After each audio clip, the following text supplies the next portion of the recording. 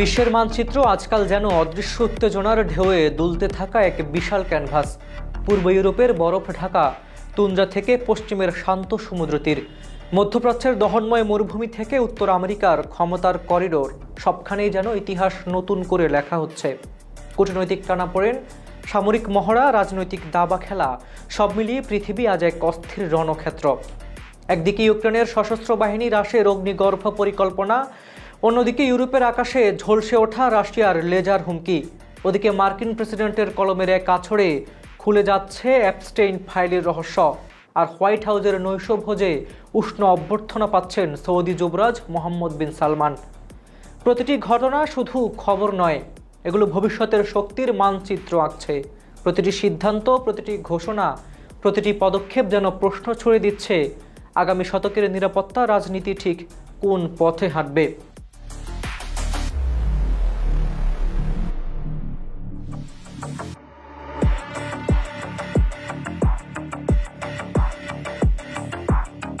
খবর সংযোগের আজকের টপ নিউজে আমরা দেখব বিশ্বের বিভিন্ন প্রান্তে ঘটে যাওয়া এই অস্থিরতার শেকড়, তাদের বাস্তব প্রভাব, আর বুঝে নিব বৈশ্বিক ভূরাজনীতির চাকা কোন দিকে ঘুরছে। চলুন একে একে ভ্রমণ করি পৃথিবীর উত্তাল ঘটনাপুঞ্জে, দেখি কোন প্রান্তে কী নাটক বাস্তব হয়ে উঠছে।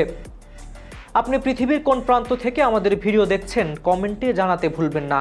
বিজ্ঞাপন ও প্রমোশনের জন্য ডেসক্রিপশনে দেওয়া নাম্বারে যোগাযোগ করুন।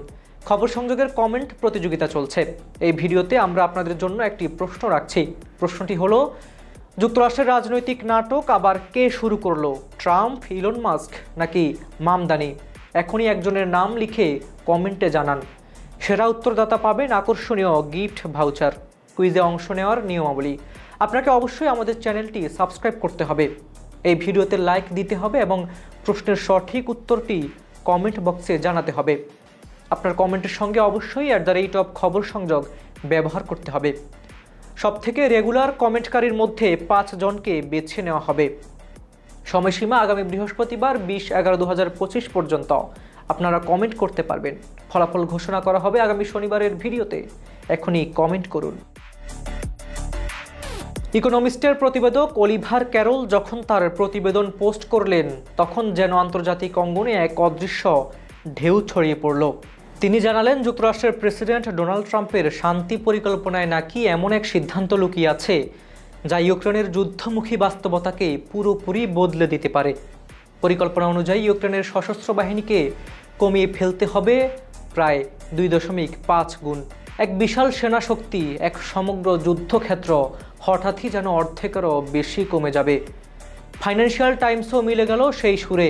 তাদের রিপোর্টে বলছে, হ্যাঁ, এমনই পরিকল্পনা আছে, এমনই চাপ আছে, এমনই ভবিষ্যৎ হয়তো অপেক্ষা করছে ইউক্রেনের জন্য।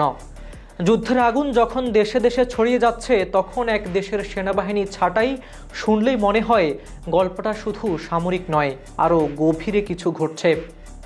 কিন্তু মস্কো, রাশিয়ার করিডোরে এই খবর নিছক গুঞ্জন ছাড়া আর কিছুই নয়। পররাষ্ট্র মন্ত্রণালয়ের মুখপাত্ররা জানালেন, ওয়াশিংটন থেকে কোনো বার্তা আসেনি। ক্রেমলিনের মুখপাত্র দিমিত্রি পেসকভ আরও স্পষ্ট করে বললেন, পুতিন ট্রাম্প আলাস্কায় যে কথা বলেছেন তার বাইরে কোনো নতুন আলোচনাই চলছে না। বলতেন যেন বিশ্ব যতই উত্তেজিত হোক, রাশিয়া কোনো ছায়া চুক্তির পথে হাঁটছে না। তবু প্রশ্নটা থেকেই যায়, ইউক্রেন যদি সত্যি তার বিশাল সেনাবাহিনী সংকুচিত করে, তবে কি এটি শান্তির প্রস্তাব নাকি যুদ্ধের বোর্ডে এক নতুন চাল? কারণ এটি শুধু বাহিনী হ্রাস নয়, এটি একটি ভূরাজনৈতিক সমীকরণ যেখানে প্রতিটি সংখ্যা, প্রতিটি সিদ্ধান্ত রাশিয়ার নিরাপত্তা, ইউরোপের স্থিতিশীলতা, এমনকি বিশ্বশক্তির হিসাবকেও নাড়িয়ে দিতে পারে। ইউক্রেন হয়তো ভাবছে অবশেষে শান্তির পথে কি এক ধাপ এগোনো যায়, কিন্তু রাশিয়া ভাবছে এক হঠাৎ পরিবর্তনের আড়ালে কি লুকিয়ে আছে নতুন কোনো কৌশল।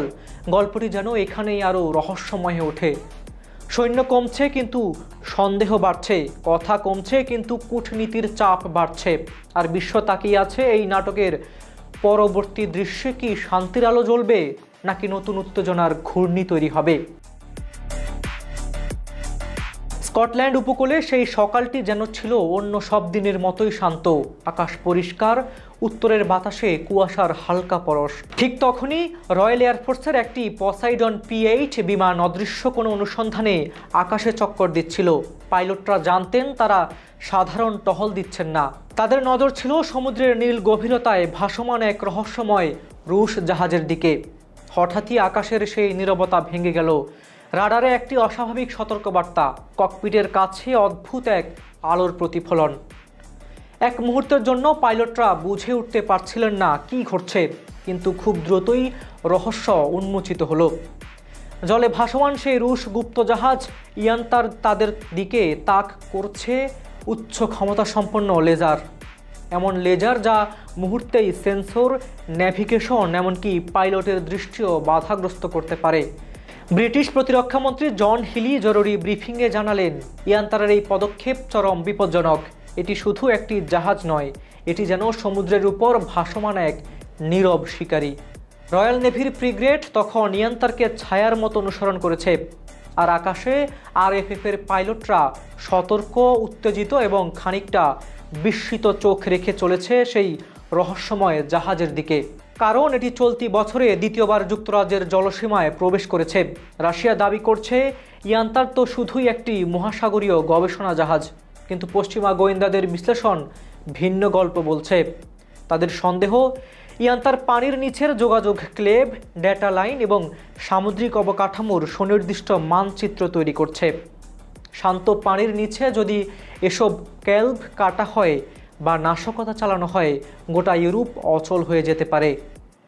ব্যাংক থেকে ইন্টারনেট, প্রতিরক্ষা ব্যবস্থা থেকে স্যাটেলাইট, যোগাযোগ সবই যেন নিঃশব্দে চলা এক ছায়াযুদ্ধ, যেখানে নেই গুলির শব্দ, নেই বিস্ফোরণ, কিন্তু আছে অদৃশ্য লেজারের ঝলক, যা মাত্র 1 সেকেন্ডেই আকাশ আর সমুদ্রের ভারসাম্য বদলে দিতে পারে। হিলি ব্রিটেনের উদ্দেশ্যে কঠোর সতর্কবার্তা দেন, রাশিয়া ও পুতিনের উদ্দেশ্যে আমাদের বার্তা পরিষ্কার, আমরা সব দেখছি, ইয়ান্তার দক্ষিণমুখী হলে আমরা প্রস্তুত। ইউরোপের নিরাপত্তা ব্যবস্থায় এই এক ঘটনাই যেন ঢেউ তুলেছে। সমুদ্রের নীল শান্তি ভেঙে যেন উঠে এসেছে এক নতুন প্রশ্ন, ইয়ান্তার কি সত্যিই গবেষণা জাহাজ, নাকি ভবিষ্যতের সাইবার যুদ্ধের নীরব অস্ত্র?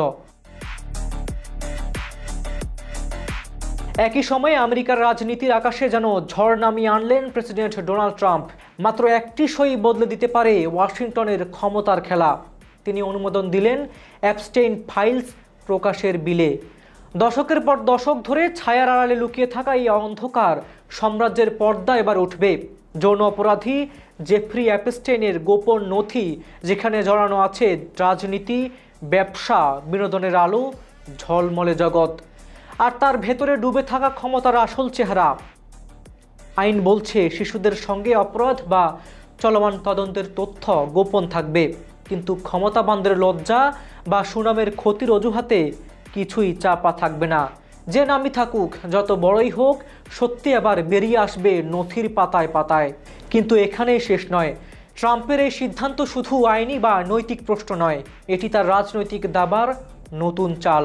অ্যাপস্টেইনের সঙ্গে ডেমোক্র্যাটদের অতীত সম্পর্ক তুলে ধরে তিনি যেন বলতে চাইছেন, দেখো কারা সত্যিকারের মুখোশধারী।